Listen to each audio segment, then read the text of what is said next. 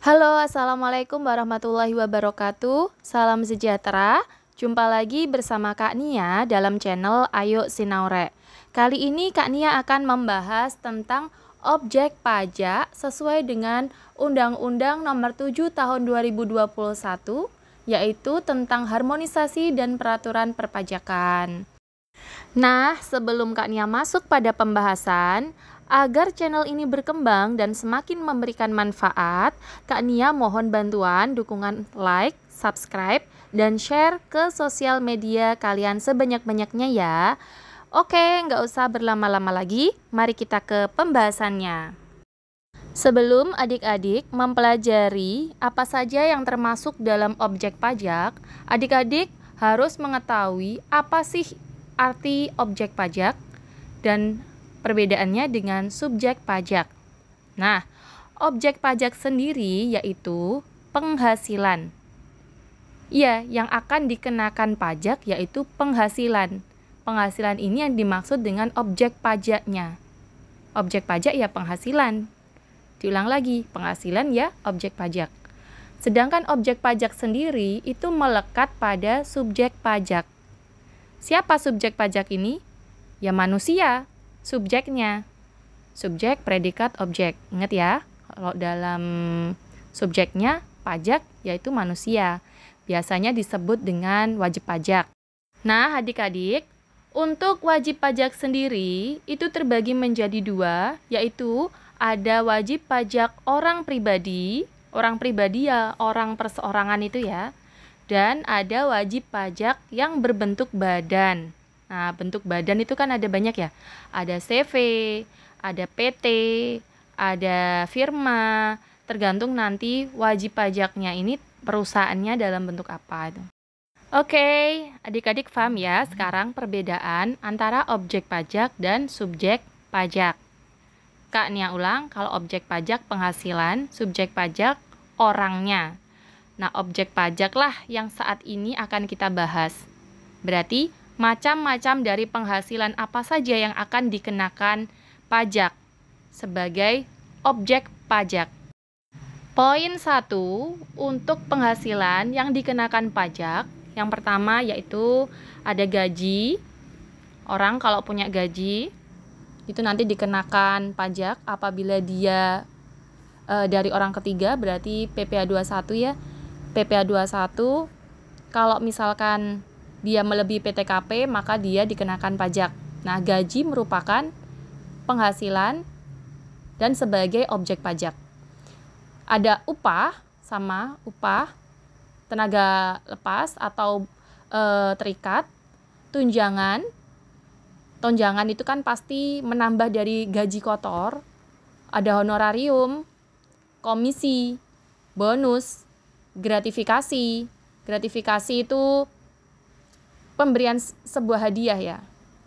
Lanjut uang pensiun, imbalan dalam bentuk lainnya, termasuk natura kenikmatan, kecuali ditentukan lain oleh undang-undang. Nah, ini nanti ada aturan tersendiri, akan Kak Nia bahas di pertemuan selanjutnya, apa saja yang dikecualikan dan tidak termasuk dalam objek pajak, jadi tidak dikenakan pajak. Next, poin kedua yaitu hadiah dari undian atau pekerjaan atau kegiatan dan penghargaan. Jadi kalau adik-adik misalkan menang nih hadiah undian dari undian belanja, menang motor. Nah, motor itu dikenakan pajak.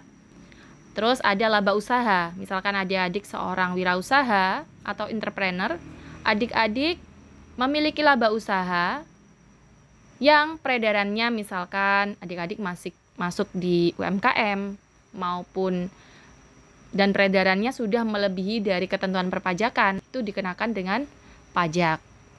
Atau peredaran PPN, itu nanti akan dikenakan pajak. Next, poin 4 ada keuntungan karena penjualan atau karena pengalian harta. Misalkan adik-adik punya harta nih, entah rumah dialihkan. Awalnya belinya 800, dijual dengan harga 900. Nah, 100 jutanya dikenakan pajak karena ada penghasilan yang bertambah. Next, poin kelima yaitu penerimaan kembali pembayaran pajak yang telah dibebankan sebagai biaya dan pembayaran tambahan pengembalian pajak. Ini kita bicara tentang restitusi ya adik-adik ya. Misalkan ada lebih bayar pajak PPN. Sorry. Misalkan ada PPh pasal 25 ya, angsuran pajak yang dibayarkan tiap bulan. Ternyata di akhir tahun mengalami kelebihan pajak, maka itu bisa direstitusikan apabila ada ketentuan yang diatur dalam undang-undang. Oke, poin keenam, bunga termasuk premium, diskonto, imbalan karena jaminan pengembalian hutang. Ini bunga apabila kita memiliki misalkan surat utang. Maka kalau ada surat utang, kan kita bisa mendapatkan bunga nih, entah itu premium maupun so. Nah, itu termasuk ke dalam objek pajak. Oke, next, poin ketujuh ada dividen dengan nama dan dalam bentuk apapun termasuk dividen dari perusahaan. Misalkan adik-adik punya perusahaan nih, adik-adik mau mengambil dividen pada perusahaan adik-adik. Nah, dividennya adik-adik ini masuk pada penghasilan sebagai orang pribadi ya, penghasilan adik-adik sebagai orang pribadi. Lanjut, next di poin 8, ada royalti atau imbalan atas penggunaan hak. Royalti pasti imbalan ya, pokoknya imbalan entah itu apapun. Di sini atas penggunaan hak. Hak apa? Hak milik, hak apa? 9, ada sewa dan penghasilan lain sehubungan dengan penggunaan harta. Misalkan adik-adik menyewakan, entah itu bangunan, kos-kosan, terus entah itu penyewaan mobil, rental.